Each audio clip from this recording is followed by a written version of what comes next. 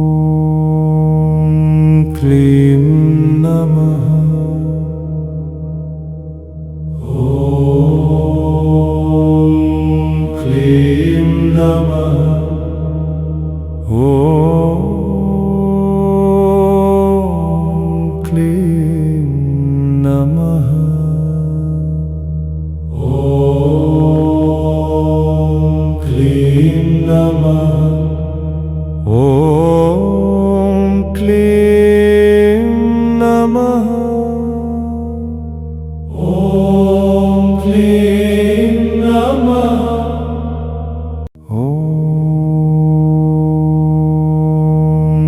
क्लीं नमः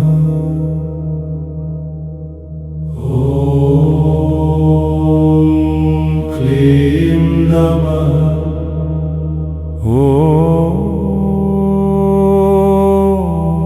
क्लीं नमः